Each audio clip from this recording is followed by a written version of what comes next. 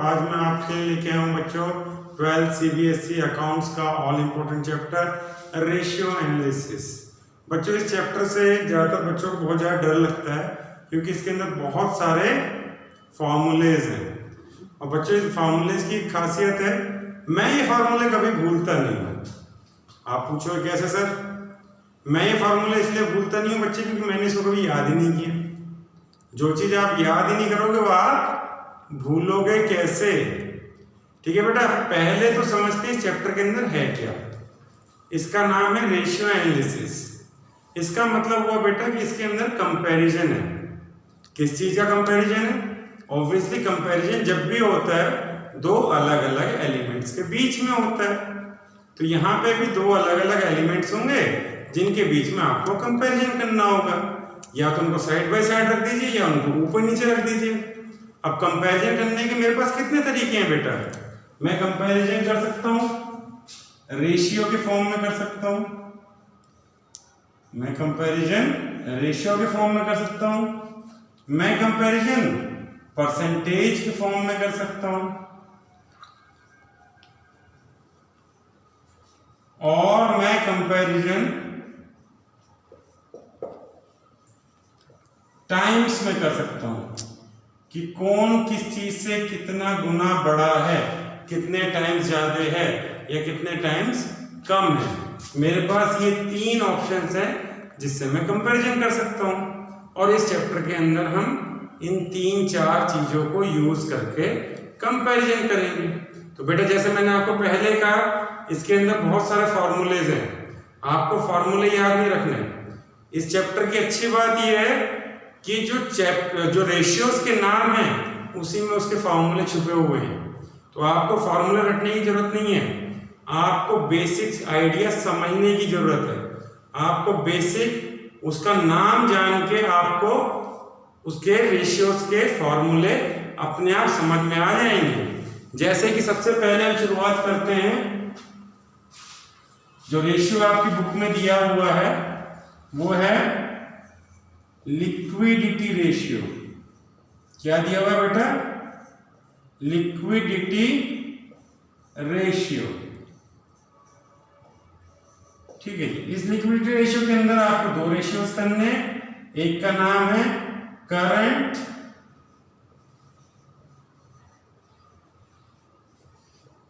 Assets ratio और दूसरे का नाम है क्विक असेट रेशियो।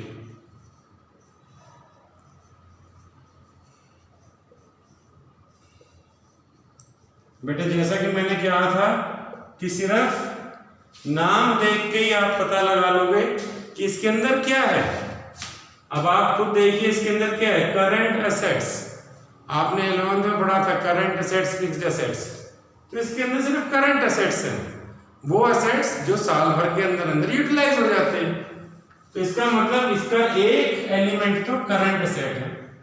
ये तो पक्का हो गया कि out of the two elements one element is current assets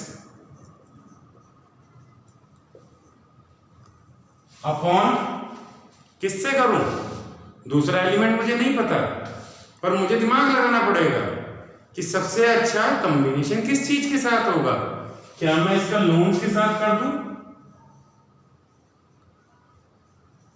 आप कहोगे सर आपका तो दिमाग चल गया। एक साइड तो आप ले रहे हो करंट असेट्स और लायबिलिटीज में आप ले रहे हो लॉन्ग टर्म लायबिलिटीज यानी कि लोन्स। ये क्या आपने रिलेशनशिप बिठाया? इस रेशियो से निकल के क्या आएगा? कुछ भी नहीं। क्या पता करूंगा? कुछ खास नहीं। बोला लोन्स तो नहीं आने चाहिए, लाने के लिए आप लोन्स ला दीजिए, आने नहीं चाहिए। तो क्या लोन्स की जगह डिवेंचर्स ले आऊं? फिर आप कहोगे साहब डिवेंचर्स भी लॉन्ग टर्म होते हैं, तो क्या लाऊं बच्चों? फिर मैं आप बताओ खुद मैं क्या लाऊं? आप कहोगे साहब साफ साफ पता चल रहा है ऊपर करंट असेट्स है तो नीचे करंट लायबिलिटी होनी चाहिए। नीचे करंट लायबिलिटीज होनी चाहिए। लो बच्चों आपका पहला फार्मूला तैयार। करंट असेट्स का फार्मूला, करंट असेट रेशियो का फार्मूला तैयार। करंट असेट रेशियो का फार्मूला तैयार। अब बच्चों आप मुझे बताओ इसमें रटने लायक कुछ था क्या? ऐसी कोई चीज जो आपको लगता होगी रटनी पड़ेगी? नहीं बच्चों, इसके अंदर रटने लायक कुछ भी नहीं था। इनफैक्ट मैं कहूँगा अकाउंट्स के अंदर रटने के लिए कुछ भी नहीं है। कॉन्सेप्चुअल बेस्ड है, कॉन्सेप्ट को समझो, नाम को पकड़ो, नाम से चीजों को निकालो। अब दूसरे को देखो क्या लिखा है बेटा, क्विक असेट रेशियो। क्विक का मतलब क्या होता है? तेज। क्विक का मतलब क्या होता है? तेज। तेज मतलब क्या? कहीं दौड़ रहा है क्या? नहीं। फिर तेज मतलब क्या? वो कितनी जल्दी कैश में कन्वर्ट हो जाता है, कितनी जल्दी कैश में कन्वर्ट हो जाता है। तो एक चीज का ध्यान रखना बच्चों, क्विक एसेट हमेशा करंट एसेट का पार्ट होंगे। अगर ये पूरा का पूरा गोला अंदर वाला करंट एसेट है तो क्विक एसेट इसका पार्ट ही होगा। यानी क्विक एसेट या तो करंट एसेट के जितने होंगे या करंट एसेट से कम होंगे। क्विक एसेट कभी भी करंट एसेट से ज्यादा नहीं हो सकते। यानी कि कुछ आइटम करंट एसेट में से मैं हटा दूं, ठीक, या कुछ आइटम मैं चुन लूं जो कि कन्वर्ट हो जाते हैं कैश में, वो क्विक एसेट है। यानी कुछ आइटम को अगर मैं हटा दूं तो बाकी बचा हुआ करंट एसेट्स क्या है? वो सारा का सारा क्विक एसेट है। देखते हैं करंट एसेट्स में क्या क्या आता है, देखते हैं जी। करंट एसेट्स में आता है cash, bank, debtors, bill receivables, stock, outstanding income अगर कोई है तो, प्रीपेड एक्सपेंस,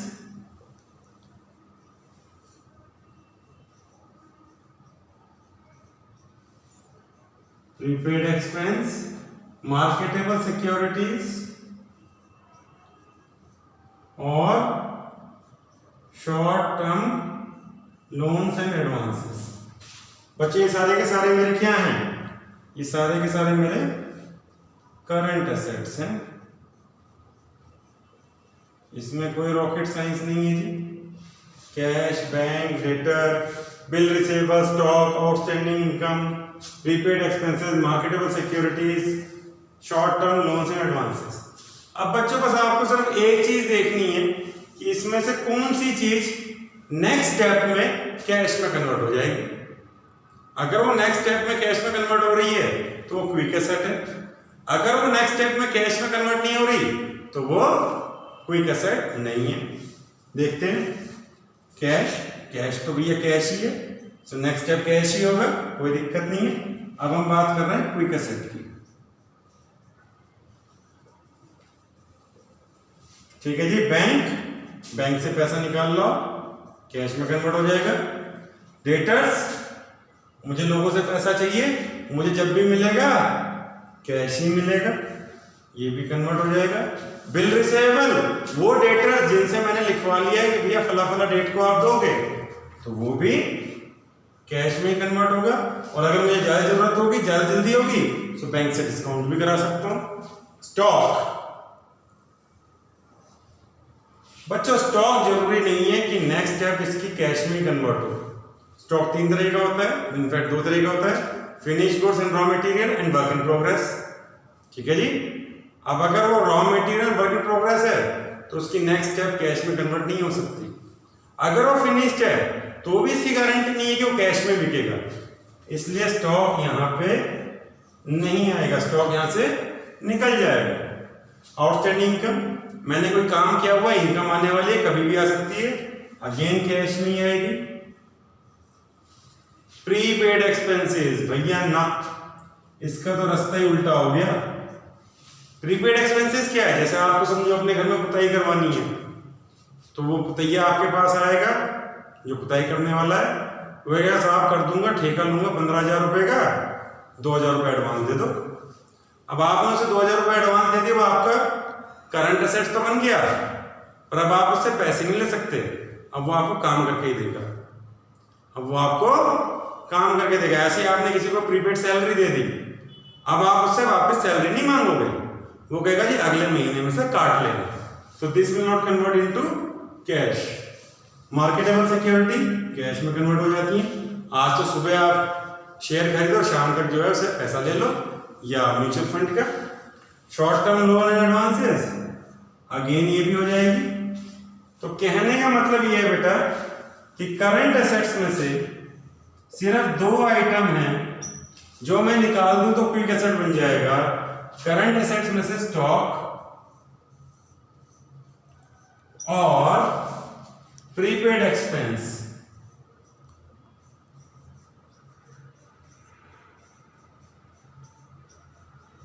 अगर मैं निकाल दूं तो वो क्विक एसेट बन जाता है।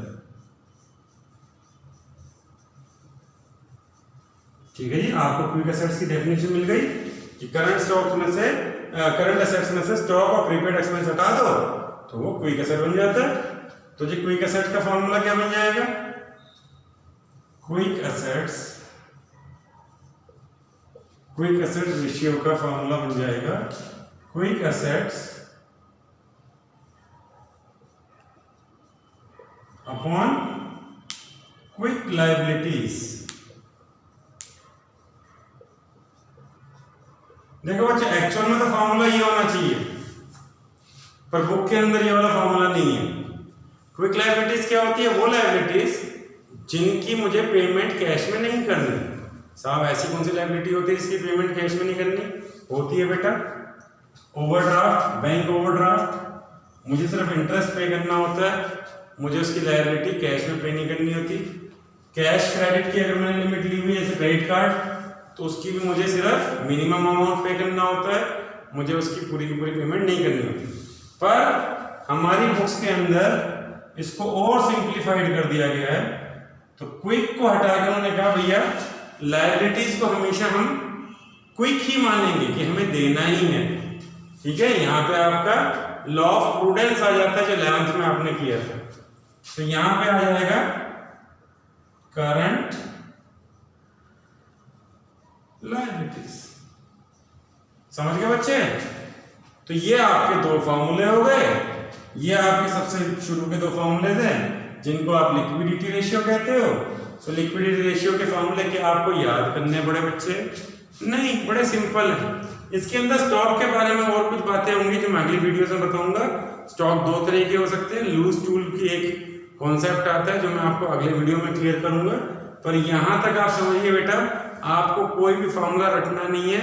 आपको हर फॉर्मूला उसके नाम के हिसाब से आपको सिर्फ वैल्यूज पुट करनी है। आपको कॉन्सेप्चुअली मालूम होना चाहिए कि करंट एसेट्स क्या होते हैं, क्विक एसेट्स क्या होते हैं, जो कि आपके सारे के सारे यहाँ लिखे हुए हैं।